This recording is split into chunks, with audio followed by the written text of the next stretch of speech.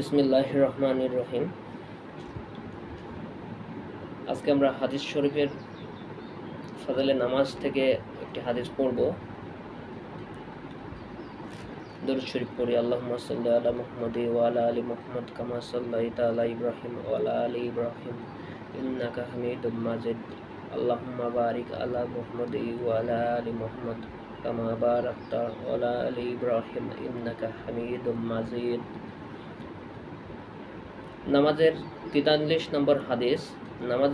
নামাজ থেকে পড়ছি। নামাজের 43 নম্বর হাদিসের হযরত আব্দুল্লাহ ইবনে ওমর রাদিয়াল্লাহু তাআলা হইতে বর্ণিত আছে যে রাসূলুল্লাহ সাল্লাল্লাহু আলাইহি ওয়াসাল্লাম ইরশাদ করিয়াছেন, যে ব্যক্তি আমানতদাতার নহে সে কামেল ঈমানদার নহে, যাহার ওযু নাই তাহার নামাজ আদায় হয় নাই। আর যে ব্যক্তি নামাজ পড়ে না তাহার কোনো দিন নাই।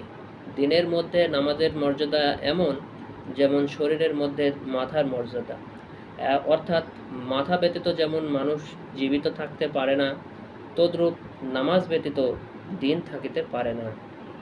তাবারানী ও তারগিব শরীফের হাদিস।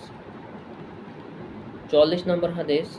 হযরত জাবের ইবনে আব্দুল্লাহ রাদিয়াল্লাহু তাআলা আনহু বলেন, আমি রাসূলুল্লাহ সাল্লাল্লাহু আলাইহি ওয়াসাল্লামকে এই ইরশাদ করিতে শুনিয়াছি যে নামাজ ছাড়িয়া দেওয়া মুসলমানকে কুফর ও শিরক পর্যন্ত পৌঁছায় দেয়। মুসলিম শরীফের হাদিস।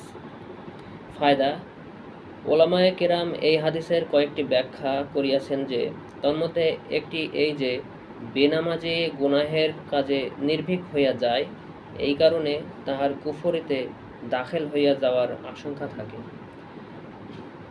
দ্বিতীয়ত এই যে বেনামাজির জন্য বেঈমান হইয়া মৃত্যুর আশঙ্কা রহিয়াছে।